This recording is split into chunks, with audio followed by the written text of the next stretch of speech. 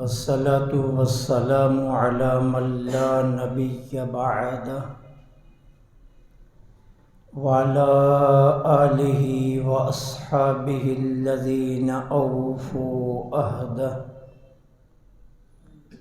أما بعد فأعوذ بالله من الشيطان الرجيم. بسم الله الرحمن الرحيم.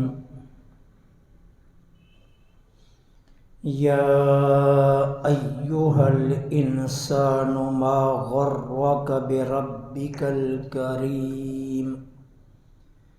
آمنت بالله صدق الله العظيم وصدق رسوله النبي الكريم الأمين ونحن على ذلك لمن الشاهدين والشاكرين والحمد لله رب العالمين.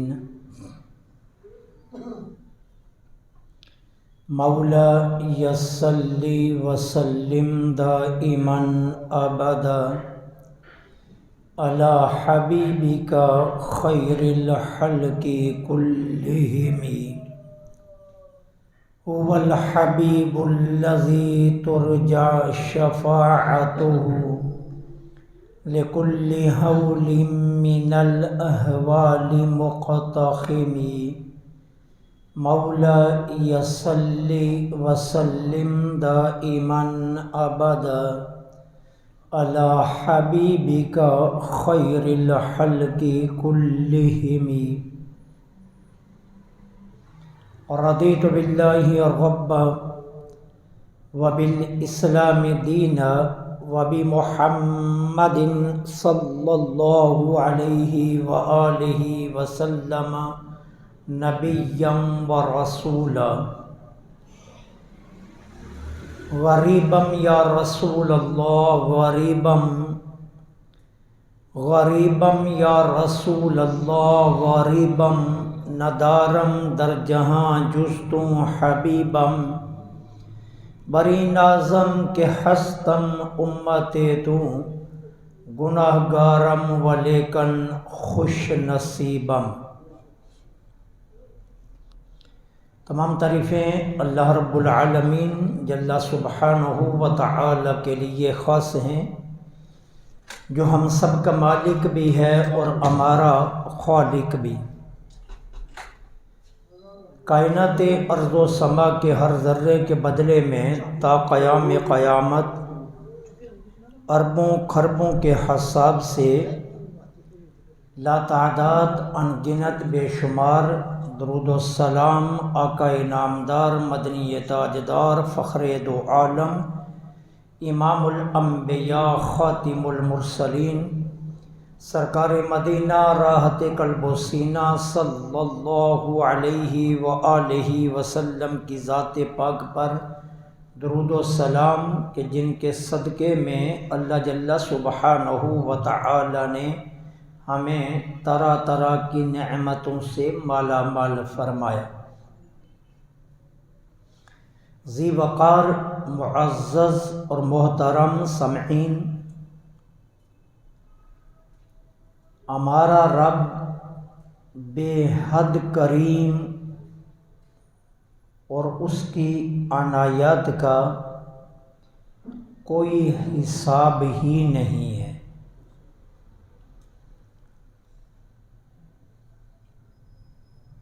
شرط صرف اتنی سی ہے کہ کسی کو اس کی بارگاہ سے مانگنے کا سلیقہ آ جائے.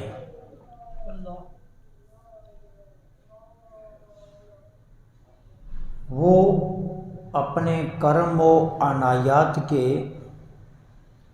سلسلے کو بغیر کسی وقفے کے ہمیشہ اپنی مخلوق پر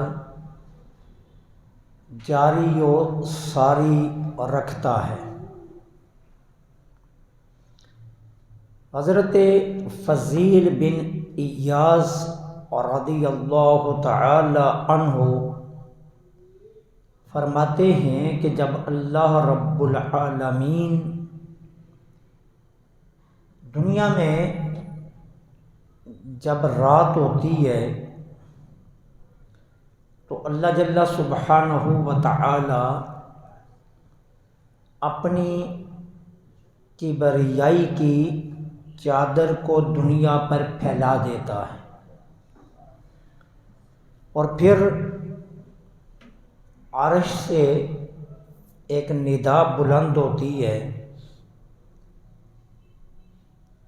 کہ میں ہوں جواد، کوئی ہے جو میری طرح جود و عنایت کرتا ہو۔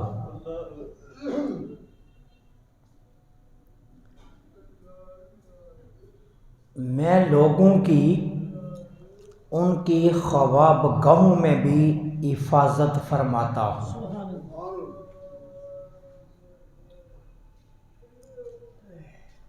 اور میں ان کو اس طرح روزی دیتا ہوں جیسے انہوں نے کبھی کوئی گناہ کیا ہی نہیں۔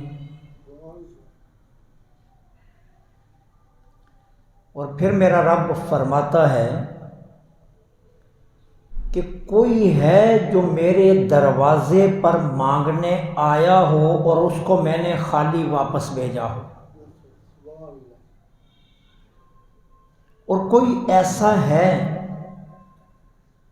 کہ جو میرے دروازے پر ٹھہر گیا ہو اور اس کا دامن میں نے بھرپور نہ کیا ہو۔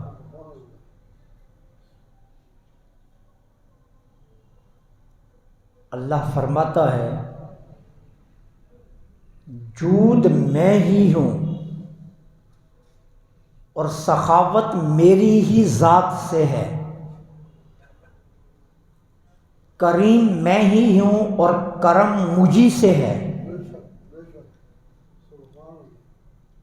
اور فضل میں ہی ہوں اور فضل میری ذات سے ہی ہے۔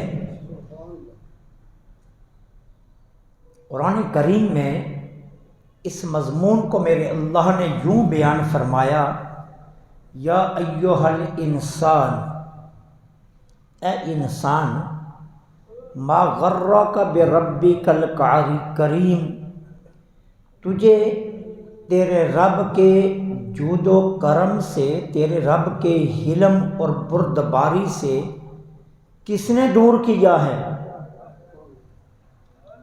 کون ہے جس نے تجھے اپنے رب سے دور کر دیا؟ تیرا رب تو بہت حلم اور بردباری والا ہے، تیرا رب تو بہت کریم ہے، تو اپنے رب سے بھاگا کیوں پھرتا ہے؟ اس کے دروازے پر ڈیرا لگا کر دیکھ، اس کے در پر بیٹھ کر دیکھ، اس سے مانگنے کا سلیقہ سیکھ کر دیکھ، وہ تجھے اپنی ذات کے سوا پھر کسی اور کا محتاج نہیں رکھے گا۔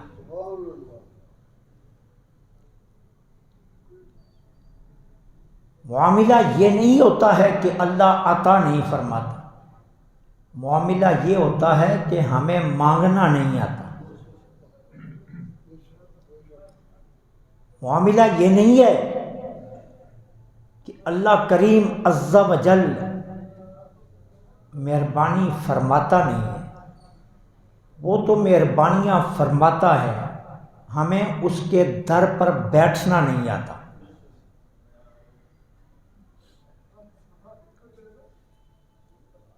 ہم دنیا کی گپ شپ کے لیے کئی گھنٹے مسلسل بیٹھ جاتے ہیں، لیکن اگر ہمیں کسی اللہ کے ذکر کی محفل میں بیٹھنا پڑ جائے تو وہاں کے 10 منٹ بھی ہمیں بھاری لگتے ہیں۔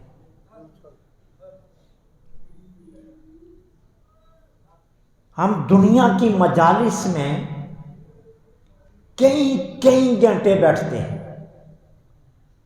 میں دیکھتا ہوں شادیوں کی تقریبات میں 2 گھنٹے باراتوں کا انتظار کرنے کے لیے لوگ بیٹھے رہتے ہیں، کئی گھنٹے لوگ منتظر رہتے ہیں کھانا کھلنے کا۔ لیکن اگر انہی لوگوں کو اللہ رب العالمین کے ذکر کی محفل میں 15 منٹ بھی بیٹھنا پڑ جائے تو ان کے لیے باہری ہو جاتا ہے۔ رب فرماتا ہے میرے دروازے پر بیٹھنا سیکھو تو صحیح، پھر میں تمہیں عطا نہ کروں تو پھر کہنا، میری بارگاہ سے مانگنے کا سلیقہ سیکھ جاؤ، پھر میں تمہارے دامن بھرپور نہ کر دوں تو پھر کہنا۔ اس کی رحمت تو یہ آواز لگاتی ہے اور شب کہ کوئی ہے جو یہ دعویٰ کرے کہ ہم نے اپنے رب سے مانگا اور اس نے عطا نہیں کیا، کوئی ہے جو یہ کہہ دے کہ اس کے فضل نے مجھے سہارا نہیں دیا، وہ تو عطا فرما رہا ہے۔ ہمیں مانگنا نہیں آتا، ہمیں اس کے در پر بیٹھنا نہیں آتا، اور پھر ہم اس کی ذات سے تعلق جوڑنا نہیں آتا۔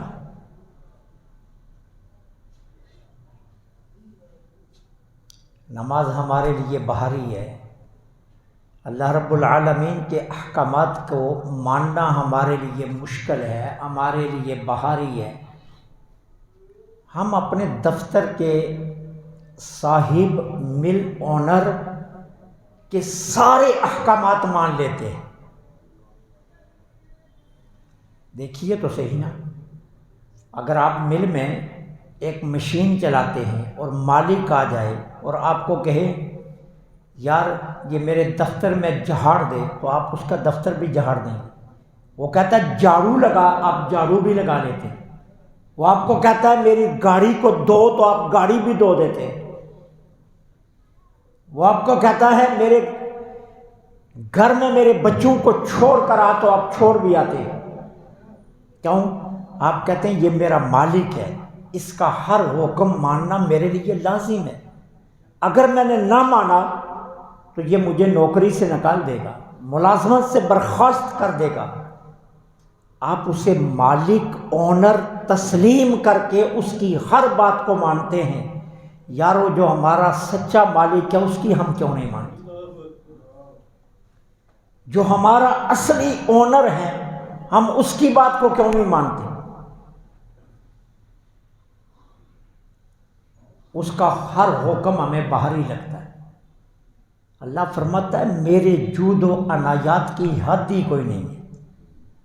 تم دیکھ کر تو دیکھو، مانگنے کا سلیقہ سیکھ کر پھر مانگ کر دیکھو،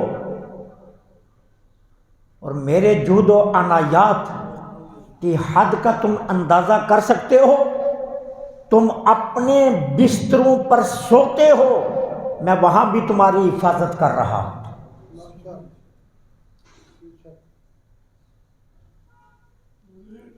کہا کوئی ہے جو میری طرح تمہارے اوپر عنایات کرے؟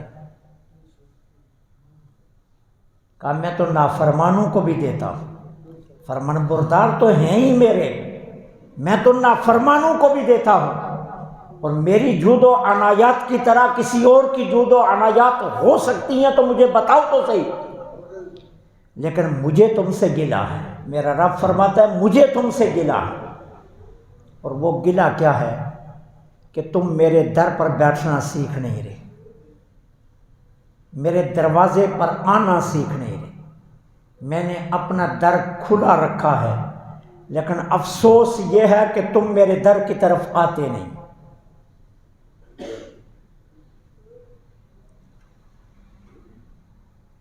گپ شپ کے لیے وقت ہے، نماز کے لیے وقت نہیں۔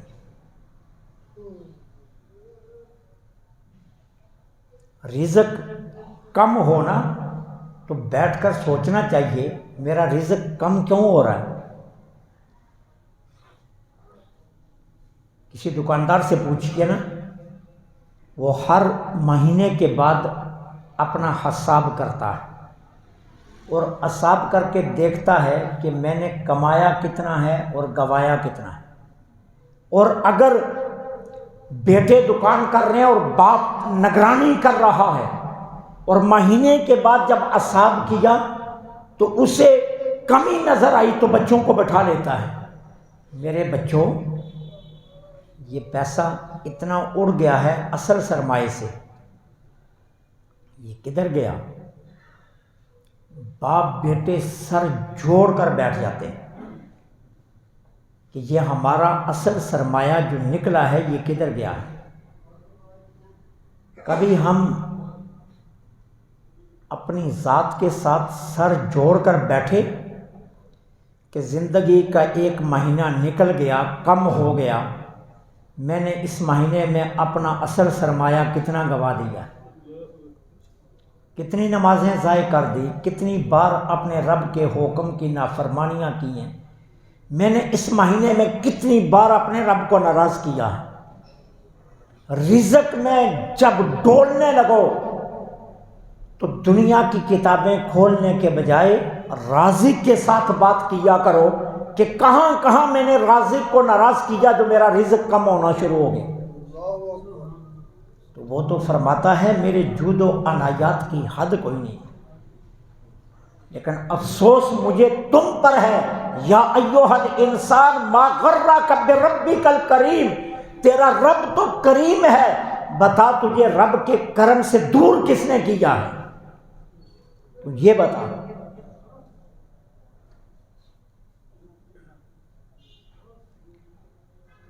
تجھے تو یہ بتانا، اس کی عنایات کی تو حد ہی کوئی نہیں ہے۔ اس کی عنایات کی کہانی سنو۔ حضرت ایوب سختیانی رحمت اللہ علیہ بہت بڑے بزرگ ہیں، یہ اپنے دروازے پر کھڑے تھے تو ایک گناہگار کی میت لے کر لوگ جا رہے تھے، اور وہ عام گناہگار نہیں تھا، شہرت یافتہ گناہگار تھا، سب کو پتہ تھا کہ یہ کس کردار کا مالک ہے۔ حضرت ایوب سختیانی رحمت اللہ علیہ نے گناہگار کی میت کو دیکھا تو اندر چلے گئے اور دروازہ بند کر لیا۔ لوگ میت لے کر چلے گئے، اس کی نماز جنازہ پڑھی، اس کی تدفین کر دی۔ کچھ دنوں کے بعد ایک اور درویش کے خواب میں وہی گناہگار آیا، اور اس درویش کو کہتا ہے ایوب سختیانی سے کہہ دینا تیری نفرت کی وجہ سے اللہ نے مجھے بخش دیا ہے، تو نے مجھے دیکھ کر، میری میت کو دیکھ کر جو دروازہ بند کیا تھا نا کہ یہ گناہگار کی میت جا رہی ہے، تو نے تو دروازہ بند کر دیا، لیکن میرے کریم نے دروازہ بند نہیں کیا، اس کی عنایات کا دروازہ کھلا ہوا تھا۔ میں آیا تو رب نے فرمایا ایوب سختیانی نے تجھ سے نفرت کی ہے، لیکن میں رب تجھ سے نفرت نہیں کرتا، میں نے تجھے بخش دیا۔ اس کی جود و عنایات کی کوئی حد نہیں ہے، وہ اتنا کریم ہے۔ افسوس یہ ہے کہ ہم اتنے کریم رب سے کتنا دور بھاگے ہوئے ہیں، ہم اس رب سے دور رہ رہے ہیں۔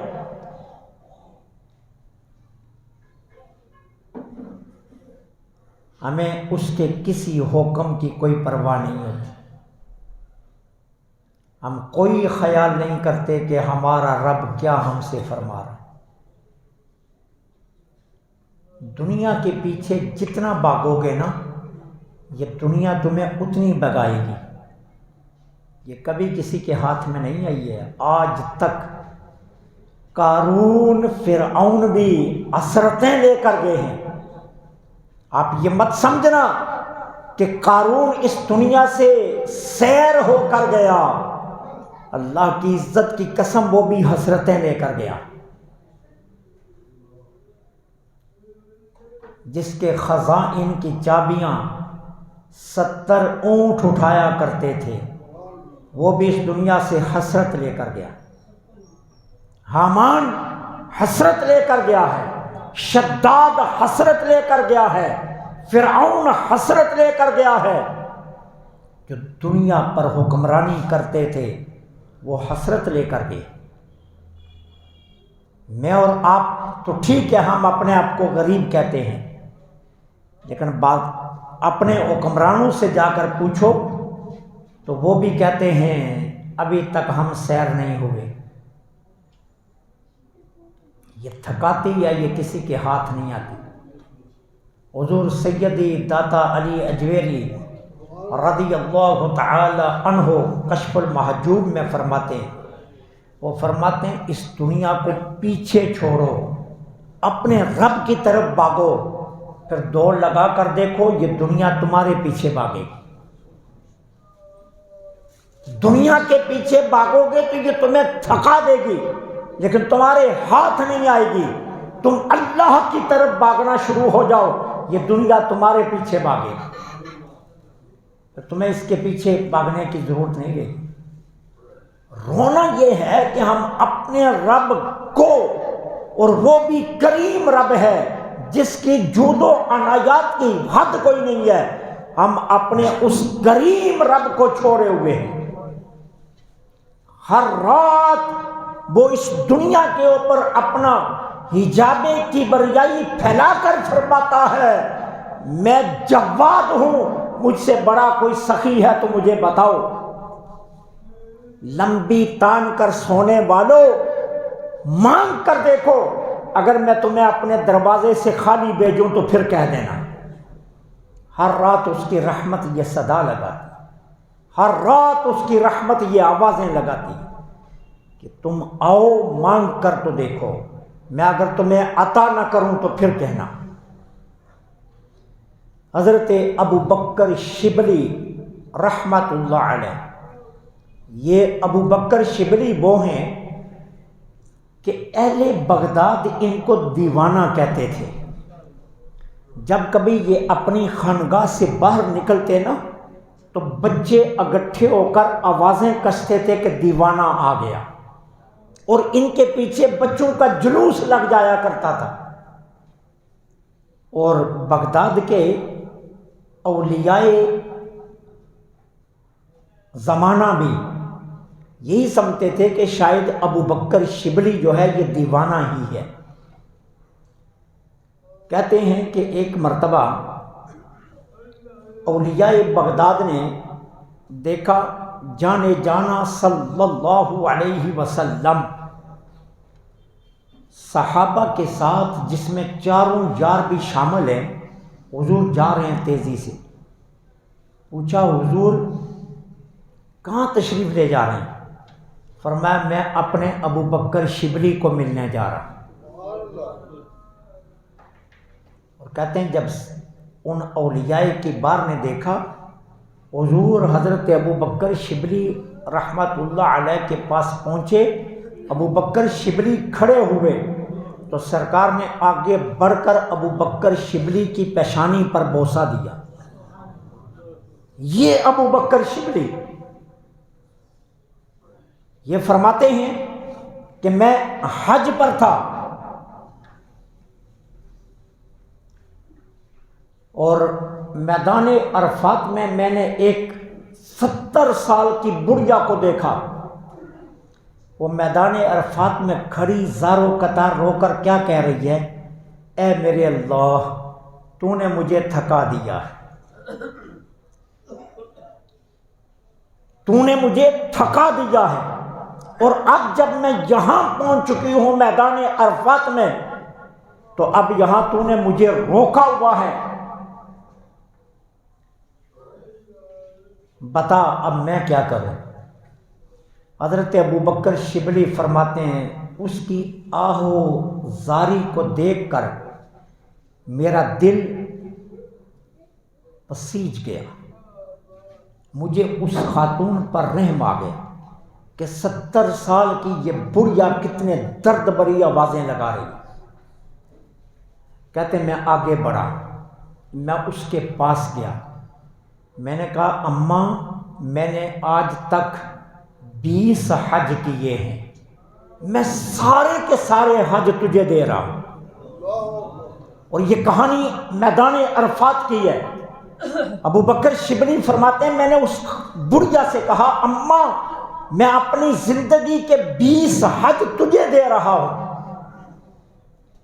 بڑھیا نے آگے سے کہا میں نہیں جانتی تو کون ہے، لیکن تو مجھے کوئی کریم لگتا ہے، سخی بندہ لگتا ہے جو 20 حج مجھے دے رہا ہے، لیکن تو جانتا نہیں ہے تو کریم ہے تو میرا رب اکرم ہے، وہ کریموں کا بھی کریم ہے، تو کریم ہے۔ میری آواز پر تیرا دل پسیج گیا اور تو اپنے 20 حج مجھے دے رہا ہے، اور میں جس سے مانگ رہی ہوں وہ کریموں کا بھی کریم ہے، وہ اکرم ہے، مجھے تیرے حجوں کی ضرورت نہیں ہے، میں نے اپنے آپ کو اس کے در پر ڈالا ہوا ہے، میں دیکھتی ہوں وہ مجھ سے کیا کرتا ہے۔ حضرت ابو بکر شبلی فرماتے ہیں میں اس خاتون کے پاس کھڑا ہو گیا، وہ اللہ کی بارگاہ میں دعا مانگتے مانگتے بیٹھ گئی زمین پر، کہتے ہیں میں نے اپنی آنکھوں سے دیکھا آسمان سے ایک کاغذ کا ٹکڑا اس کی گود میں گرا، خاتون کی گود میں، جب اس نے کھولا تو اس پر لکھا ہوا تھا اللہ کی جانب سے ہم نے تجھے قبول کر لیا۔ وہ تو اتنا کریم ہے، اس کے جود و عنایات کی کوئی حد نہیں ہے،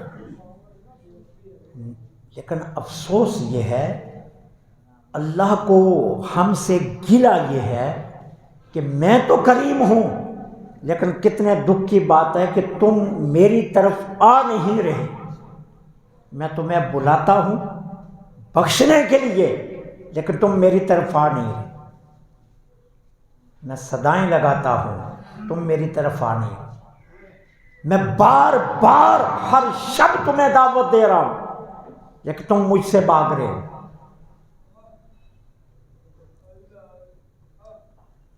روض الافکار کتاب کا نام ہے، اس میں یہ لکھا ہے، کہتے ایک اللہ تعالی عز و جل کے بندے نے خواب دیکھا، خواب میں وہ کیا دیکھتا ہے کہ قیامت برپا ہے اور لوگ اصحاب و کتاب کے لیے رواں دواں ہیں، ایک جماعت ہے حسین و جمیل لوگوں کی، ان کے سروں پر دستاریں ہیں، ان کے چہرے چمک رہے ہیں، اور وہ ایک جنت کی نہر کے کنارے بیٹھے محو گفتگو ہیں۔ جس اللہ کے نیک بندے نے یہ خواب دیکھا وہ فرماتے ہیں میں اس جماعت کی طرف بڑھا، جب میں ان کے قریب ہوا نا تو انہوں نے کہا ہمارے اندر تمہاری جگہ نہیں ہے، کہیں اور جا کر اپنی جگہ ڈھونڈو۔ وہ کہتے ہیں میں آگے چلا، ایک اور جماعت کو دیکھا، ان کے سروں پر ٹوپیاں تھیں لیکن وہ ٹوپیاں بھی ٹوٹی ہوئی تھیں اور وہ بیٹھے تھے، میں ان کے پاس گیا تو انہوں نے کہا ہاں ہمارے اندر تمہاری جگہ ہے آ جاؤ، میں ان میں بیٹھ گیا۔ پھر اچانک اس نہر میں ایک کشتی آئی بڑی حسین و جمیل جو یاقوت، زمرد اور زجاج کی بنی ہوئی تھی، اس کشتی سے ندا بلند ہوئی کہ کہاں ہیں ابرارین، نیکوکار، صالحین جو رات کے پچھلے پیر اٹھ کر رو رو کر استغفار کیا کرتے تھے، وہ کدھر ہیں؟ وہ جماعت جو پہلی چمکتے چہروں والی تھی وہ اٹھی اور اس کشتی میں سوار ہو گئی، وہ کشتی ان کو لے کر چلی گئی۔ پھر ایک اور کشتی آ گئی، وہ کشتی بھی پہلی کشتی کی طرح خوبصورت تھی، میں جس گروہ میں بیٹھا ہوا تھا ہم اس کشتی کو دیکھ کر اس کی طرف لپکے تو آواز آئی نہیں یہ کشتی علماء کی ہے۔ اب علماء کی ایک جماعت اس کشتی میں بیٹھی اور وہ کشتی چلی گئی۔ اب ہم مایوس ہو گئے کہ ہمارے لیے تو کچھ بھی نہیں ہے۔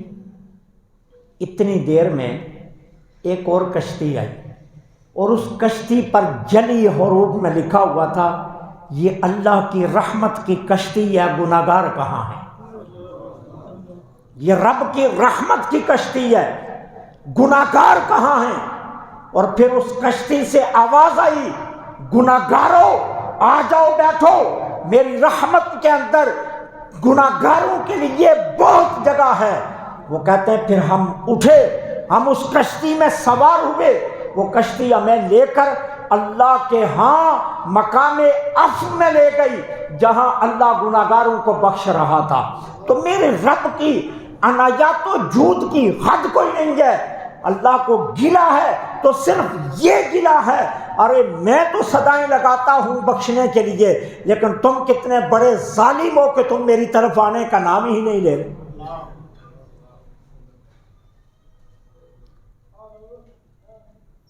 ساری رات محفل شادی میں تو بیٹھے رہتے ہیں، لیکن کتنے افسوس کی بات ہے فجر کی نماز نہیں پڑھتے۔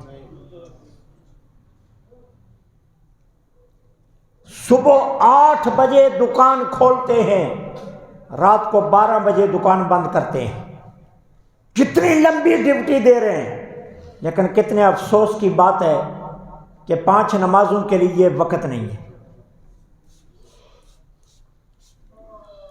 یارو اپنے رب سے اتنی بغاوت، اتنی دوری اور اتنی مخالفت اپنے رب کی۔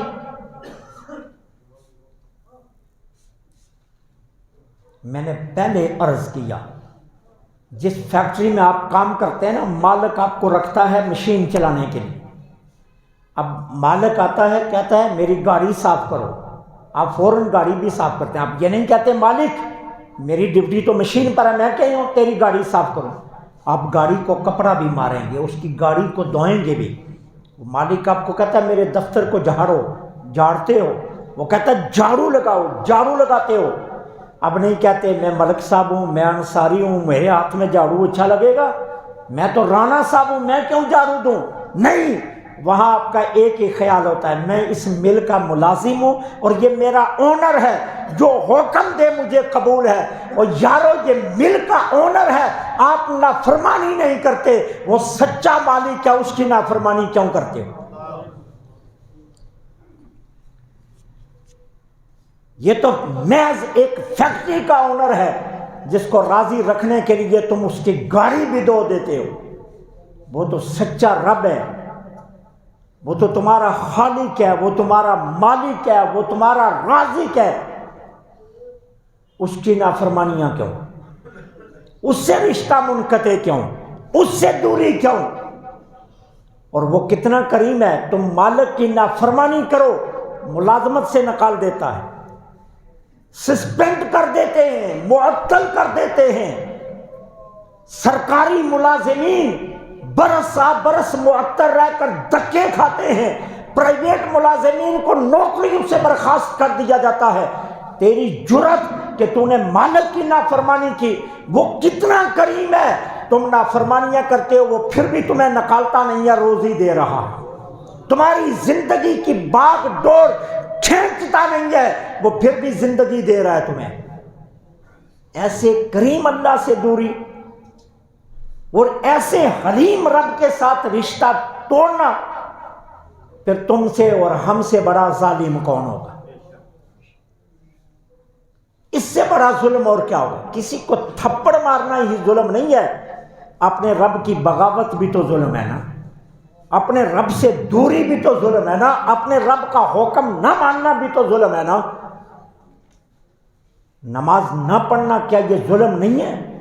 حلال نہ کھانا یہ ظلم نہیں ہے؟ جھوٹ بولنا یہ ظلم نہیں ہے؟ کسی کی بیٹی کو تاڑنا یہ ظلم نہیں ہے؟ ارے کسی کا حق چھیننا یہ ظلم نہیں ہے؟ یہ سارے ظلم ہیں۔ لیکن ہم نماز نہ پڑھیں، کوئی ہمیں کہے تو بڑا ظالم ہے، تو ہم کہتے ہیں میں نے کون سا ظلم کیا؟ اور تو اپنے سچے رب کا مخالف ہے اور پھر بھی مانتا نہیں ہے کہ میں نے ظلم نہیں کیا، تو اس سے بڑا ظالم کون ہو سکتا؟ ہمارا باپ جس کی ہم اولاد ہیں، صرف کیا کیا تھا؟ حالانکہ اللہ کی منشا میں تھا آدم دانا کھائے، لیکن اس کے باوجود روکا اور آدم نے دانا کھا لیا۔ جانتے ہو کتنے سال تسبیح پڑھی ہے؟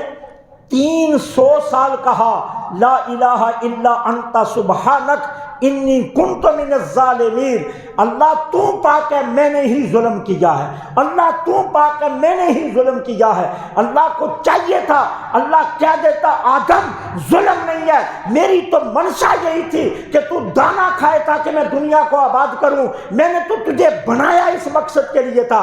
لیکن دنیا والوں کو بتایا دیکھو اتنی ننھی لغزش پر آدم 300 سال ظلم کی تسبیح پڑھ رہا ہے، ارے تم 5 وقت کی نماز نہ پڑھ کر بھی ظالم نہیں بنتے، تم پھر بھی کہتے ہو کہ ہم نے کوئی ظلم نہیں کیا۔ تم سے بڑا ظالم کون ہو سکتا ہے؟ تم سے بڑا نافرمان کون ہو سکتا ہے؟ کریم اللہ سے اتنا دوری اور اتنا رشتہ توڑ کر بیٹھنا یہ ظلم نہیں ہے تو اور کیا ہے؟ اس لیے ہمارا رب بہت کریم ہے، اس کی جود و عنایات کی کوئی حد نہیں ہے، اس کا ایک ہی مطالبہ ہے، میرے در پر آنا سیکھ جاؤ، مجھ سے مانگنے کا سلیقہ سیکھ جاؤ، اگر تمہیں بھرپور نہ کر دوں تو پھر مجھے کہنا۔ اور جنہوں نے اس کے در پر بیٹھنا سیکھ لیا ان سے پوچھو اتنا دیا کہ ان کے دامن میں سمایا نہ گیا، پھر اس نے اتنا دیا۔ اس لیے اپنے کریم اللہ سے رشتہ توڑو نہ جوڑو، اور سجدہ یہ رشتہ جوڑنے کا سب سے بہترین طریقہ ہے، سجدے سے بہترین طریقہ کوئی اور نہیں ہے۔ آؤ اس کی بارگاہ میں اپنا ناک کی لکیریں نکال کر کہیں جو ہو گیا اس کی معافی دے دے، لیکن آئندہ کے لیے یہ عہد کرتے ہیں کہ نافرمانی نہیں کریں گے، تو وہ بڑا کریم ہے، وہ فوراً بخش دیتا ہے۔ اللہ مجھے آپ